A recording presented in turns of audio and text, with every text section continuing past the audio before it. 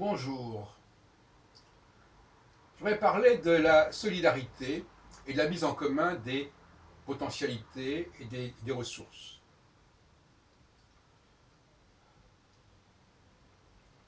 Notamment dans un couple. Alors, soit on décide par exemple on accepte l'idée d'une sorte de voisinage, une sorte de cohabitation. C'est-à-dire qu'on fait le pari de mettre en commun les ressources d'un petit groupe de personnes. Un petit groupe de personnes qui vivent ensemble, qui partagent ensemble un certain mode de vie, des lieux de vie. Ce n'est pas que le couple, c'est aussi ce qu'on pourrait appeler le voisinage. Le voisin, c'est un personnage tout à fait important sociologiquement. Nous avons des rapports avec nos voisins et ça constitue ce qu'on pourrait appeler le quartier. Le quartier, c'est une extension de la maison. Les voisins, c'est une extension du couple, de la famille. Et moi je suis pour une économie de voisinage, de partage, mais de partage de proximité.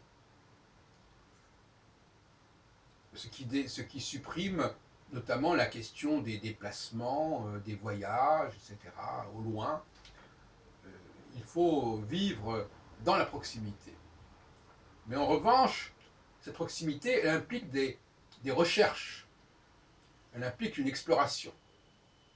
L'exploration, c'est-à-dire découvrir les ressources de ce quartier, de ce bloc d'immeubles, de ce voisinage, de ces couples, non pas pour que chacun impose les mêmes valeurs à l'autre, ou ses valeurs à l'autre, mais pour qu'il y ait des échanges.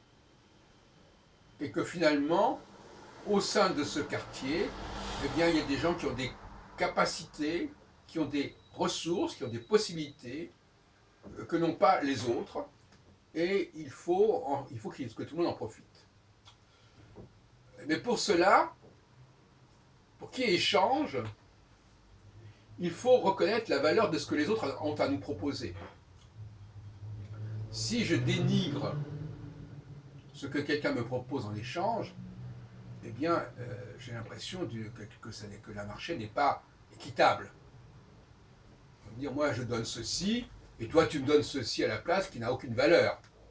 Si on dévalorise ce que l'autre apporte, ou plus exactement, si on ne lui permet pas de développer et d'exploiter ce que l'autre possède en lui-même, le fonctionnement ne peut pas se faire. Donc, il faut explorer. Et je propose que cette exploration passe avant l'exploration du monde extérieur. Il faut explorer les potentialités du voisinage, de la famille, du couple.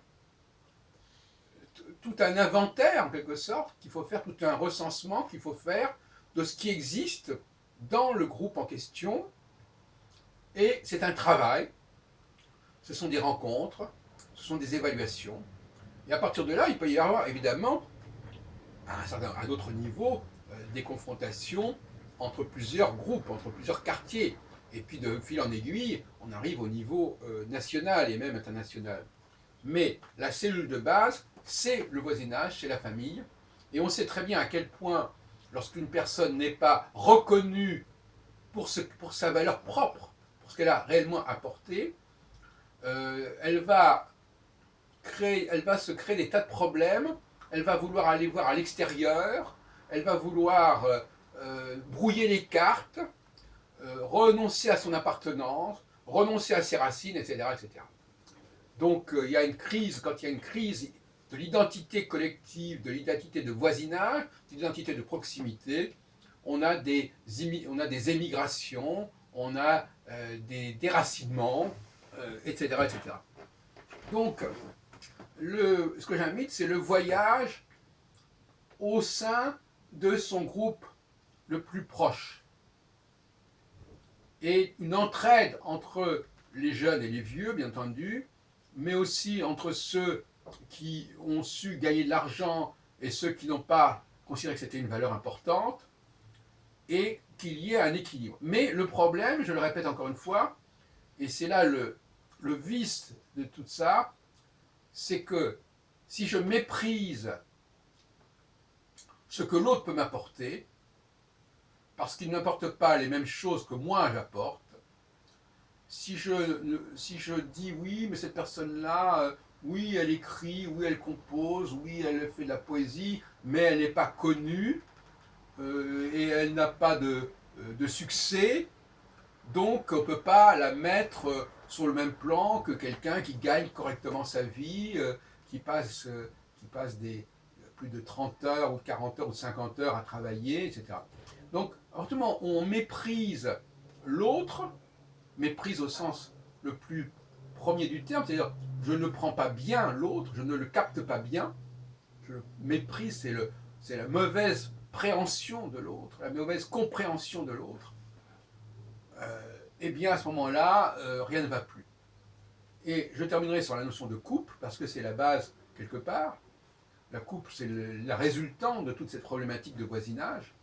Si le voisinage ne fonctionne pas, le couple aussi a tendance à ne pas fonctionner, etc. Parce que on va fonctionner sur de fausses valeurs et un faux contrat. L'échange, ça n'est pas je te donne A, tu me donnes A.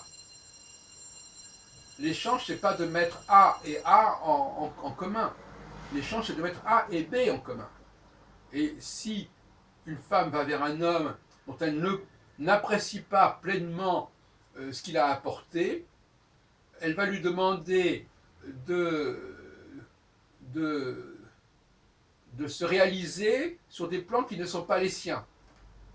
C'est pour ça qu'il est très dangereux, je le dis très franchement, d'avoir des relations entre des gens qui appartiennent à des cultures différentes, avec des formations différentes, parce que on ne pourra pas apprécier la qualité d'expression de l'autre, on ne pourra pas apprécier comment il incarne pleinement une certaine culture qui nous est étrangère, et par conséquent, on sera condamné à ne considérer que des questions d'argent, que des questions de sexe éventuellement, parce que tout le reste devient quelque chose d'extrêmement abstrait, d'extrêmement vague, parce qu'on ne sait pas tout simplement profiter, apprécier ce que l'autre peut nous apporter, que notre prochain peut nous apporter.